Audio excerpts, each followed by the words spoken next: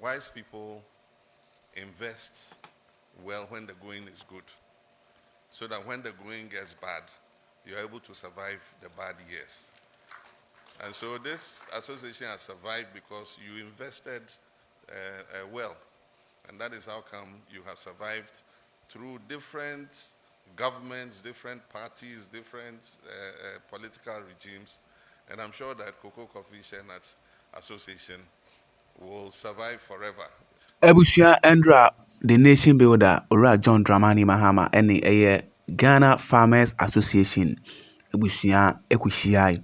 Na omokoye ntotoye efa the next Farmers Day abusua ebekɔ so no ɛho. Abusua wɔsa adwumadi na se no etitirifo bebree ebe adwumadi na se na GDM ɛde nsɛm bi to gua ɛfa Farmers Day abusua ye celebrate wɔ Ghana edu baabi kura na ayɛnkɔyie no ho no.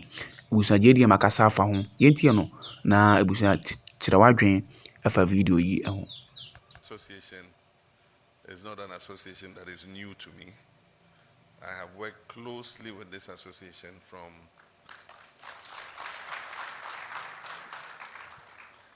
a very long time ago.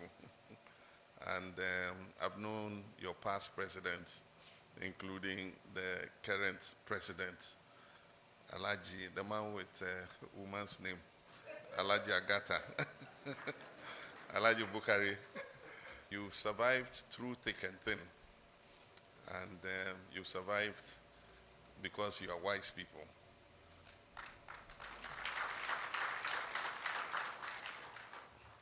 Wise people invest well when the going is good, so that when the going gets bad, you're able to survive the bad years.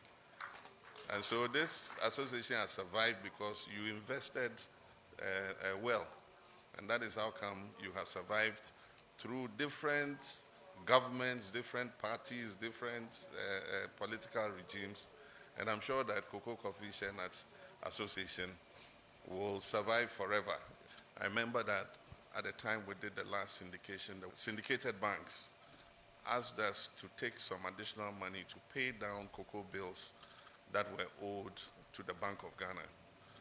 And at the time, before we gave the approval for them to go for the extra money, the amount that was owed was 3 billion cedis. And so 1.5 billion of the extra money was used to pay down the 3 billion CD cocoa bills. And so I remember that we had a debt of 1.5 billion cedis left with the Bank of Ghana in cocoa bills. Unfortunately, as the finance minister mentioned in the budget statement, cocoa board today owes 32 billion cedis.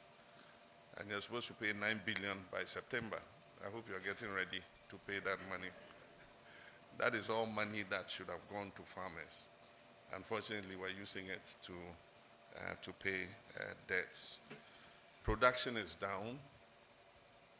Meanwhile, as production has dwindled, the staff strength of cocoa board has skyrocketed. I thought that if your production was going down, your income was going down, you would either maintain your staff strength or even reduce it. That is what all private businesses do. But in your business, while production was going down, prices were going down, employment was going up. And so the cocoa board ends up spending, as at last year, 3 point something billion, 3.4 billion or something, on mostly administrative and headquarters expenses. And the thing about the cocoa business is the bulk of the benefits of the cocoa industry should go to the farmer, so that it incentivizes him to look after his cocoa farm and make sure that it produces more. I can understand that, yes, climate change is affecting the cocoa industry. I can also understand that, yes, galamsey is affecting the cocoa industry. But the best incentive to keep cocoa production up is to pay the farmer a fair price for his cocoa.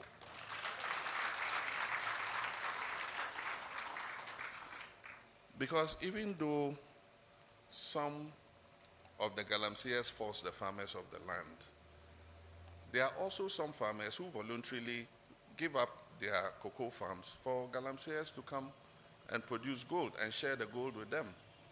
And that is because they don't see the value of the cocoa they are farming. There were times when the producer price paid to cocoa farmers went below 40%. And we've always said that we should maintain the producer price at 70% so that it incentivizes the farmer to produce more.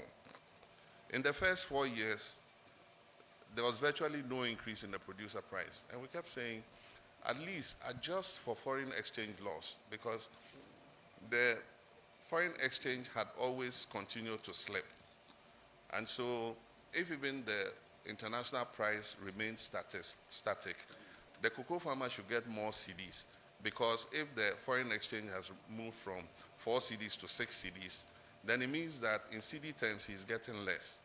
And that is how come in the past, anytime we adjusted the cocoa price, we looked at the international market price, and then we also looked at the movement of the CD and the dollar, and we added something onto the cocoa farmers. This year will be what I call a year of correction because of what they have inherited from the past administration.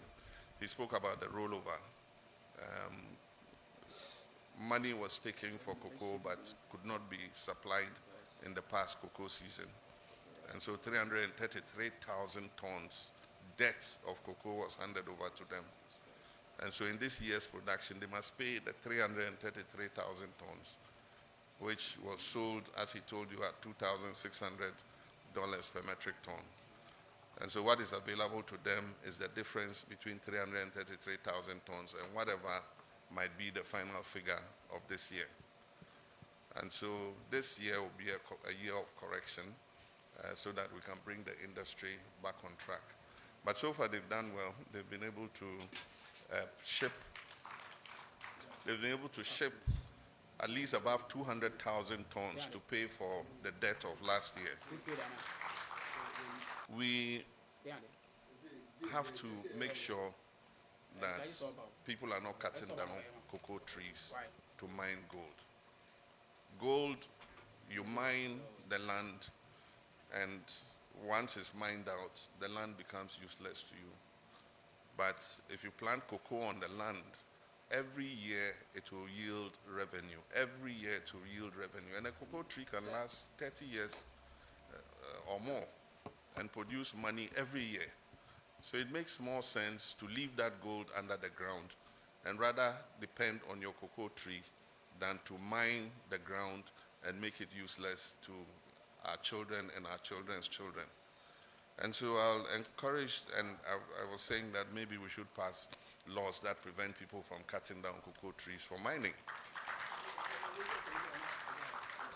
And so that's something that we're going to explore and see how we're able to achieve our objective.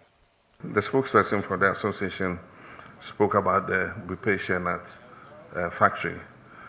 I am particularly pained by what has happened to that factory because I was the prime mover behind the establishment of the factory. It was a promise that was made by Professor Atta Mills to build 2 shea nut factories in the north. And so when we came into office, he gave me the charge to make sure that those factories were built. And so we started the negotiation for the first one, and we used Produce Buying Company as the conduit. And Cocoa Board is the organization that guaranteed the loan for Produce Buying Company to build that factory. And unfortunately, the factory was running well. It had capital, it had stock of shea nuts it was processing when the change of government happened. New administration, new management was sent to the factory. They not only spent the capital, but the stock of shea nuts that they could have processed to make more money, they sold to another factory and collected the money and spent that one too. And so after spending the capital and selling their stock of raw material, there was nothing else to spend. And so the factory had to shut down, lay people off. It's an example of what not to do, when you manage public resources. I believe that if that factory was a private factory, it would not have been handled that way. It would still be running. And so I agree with the secretary that we must audit that factory and identify those who have been responsible for causing this financial loss to the state and hold them to ransom, bring them to book. And when we have done that, I think that it's possible to revive that factory. The machines are still there. Indeed, at the time we were leaving office, we were negotiating with Commercial Bank to install a fractionation plant for them so that they could process the shea nuts and the shea butter to its last refined component. And unfortunately, we left office and that project did not come on. But it is a viable factory and it can create employment and generate wealth, not only for the produce buying company, but also for Cocoa Board. And so we'll work with your management to see how we can revive that factory.